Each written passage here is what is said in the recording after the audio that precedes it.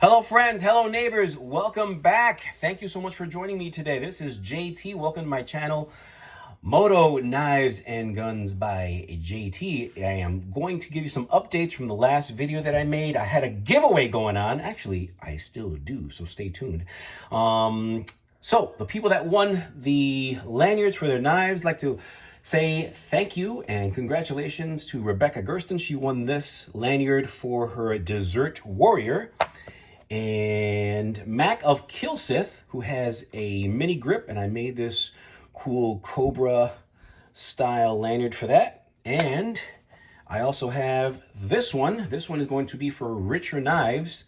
And I'd like to say thank you very much. I appreciate you guys tuning in. How do they win these, you say? Well, all they had to do was like, subscribe, share, and then message me on my Instagram at Moto Knives and Guns by JT. Send me a picture of your knife and I will custom make a lanyard for that knife if you are picked. Well, let's get right into it. Today's episode will be on this beautiful knife right here. This is called the Manix 2. This is an older version. I think I bought this about 7 years ago. And cool thing about this knife is this is one of these knives that I used to queen this knife. And one day I just said, man, this is just an awesome knife. And I carried it. And let me tell you, I used this knife so much. And let me tell you, the knife that I used to take to the restaurant all the time to cut my own meat was this one right here. And it's a slicer. It is just absolutely a slicer, and I love it. It's just something about this knife that is just such a pleasure to carry, and really just, you don't even feel it in your pocket at 3 ounces. But anyway, let's see what we have in store for you today. What we have here is an exclusive by Blade HQ, and what they call this color is Mint Green. This is the Mint Green Manix 2. I just got this in the mail today, and let me tell you, this is just a thing of beauty. I normally don't like colors like this, but this thing just pops. And the handle is made of what they call FRCP, which is fiberglass reinforced copolymer. This one right here sports an M4 steel, which we're going to talk about as far as what this steel is, how it was created, who invented this steel, and what its purpose was. And the purpose of this steel was created because of World War II. And I'm going to get into that a little later because we're going to geek out for those metallurgy fans and tell you exactly what the history of this knife, of the metal of this knife is. And it is a crucible steel, so this is one of those babies that is made in the good old US of A, the Syracuse, New York. Yes, that's where crucible steel is. So let's get right into this thing. Let's take a look at this, get these boxes out of the way. Boom, have a gander at that. So Spyderco's Blade HQ Exclusive Mint Green Manix 2 M4, what they say is an extremely versatile, high-speed steel. What does that mean? I'm going to explain that in a little bit. With high carbon and high vanadium for exceptional abrasion resistance. M4, in comparison to S30V, has better edge retention, but easier to sharpen than S30V. And it's hardened to 62 to 64 on the Rockwell scale HRC, but it is not, and I repeat, it is not a stainless steel. So how do you have to take care of this? Well, I'm going to tell you exactly what I do when I sport these guys. What I do is I take a little bit of this right here. This is my ballistol, and I spray a tiny bit right here. And when I finish using the knife, I just wipe it down just like that. And I don't leave any excessive oil on it, but just so it's slick. As long as it's slick, you're good, and you're good to go. That's exactly how you want to take care of that steel, because this steel will rust. Let's see what the pros and cons of M4 steel is. Number one, it does hold an edge. It holds an edge very, very well. It's easier to sharpen than S30V. It's also very tough, heat and speed resistant. When they say it's a high-speed steel, what does that mean? Well, they make this steel especially to make very high speed tooling. So tools that are used with high heat and high speed, cutting tools, things of that nature. The steel that they use for jaws of life and things that create high heat, like things that cut metal and things like that, they use M4 steel with. And one of the things, if you do like steels that patina, this will patina very nicely as long as you take care of it. Do not confuse the word patina for rust, but if you do use it and use it a lot, it's going to change color and it's going to look really nice. What are the cons of this type of steel? Well, it will rust, number one, and it is not an outdoor type steel. So this is not a water sports type thing. Do not take this with you on your ski-doo when you go in the water or anything like that. Do not use it as a fishing knife because it will rust. And also it's a little bit more expensive than stainless steel. How do they perform?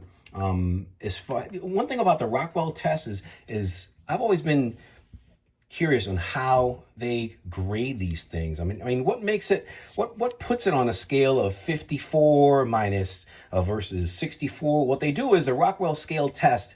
They measure the depth of penetration of a diamond tipped indenter, and they take that indenter and they make a small incision or a dent on the steel according to a pressure load, and depending on how deep that indentation makes is how they score it on the Rockwell test. So basically, the bigger the hole, the less of a grade it's going to get. The smaller the hole, it's going to score higher on the Rockwell scale.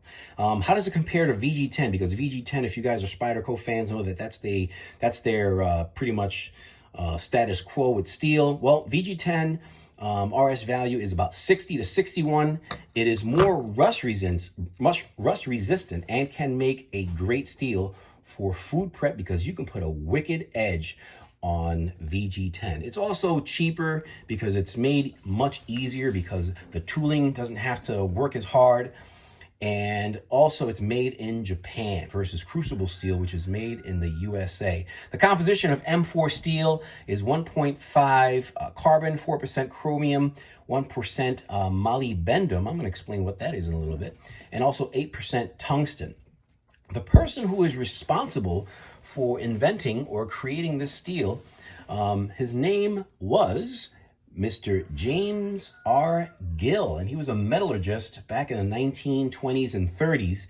And the reason that this steel came about is because they were experimenting with different types of steels to replace tungsten, because there was a fear that tungsten was going to disappear because of the war. So he was experimenting with different types of compositions, and he included molybdenum oxide in his steel in hopes that later on they can do away with tungsten. But basically what they did was by accident. They saw that they really didn't have to get rid of that tungsten, and they just kept it the way it is because the availability was there, and that's why we have this M4 steel. Thank you to Mr. James R. Gill. As far as this knife goes, man, it just feels really good. I love this leaf type of a blade, and it's just for food prep. It's a great little camping knife. It's awesome for EDC because it's really light, and they say that it weighs about 3 ounces. Let's compare that. I got my scale over here and see exactly if this is what it says it is. All right.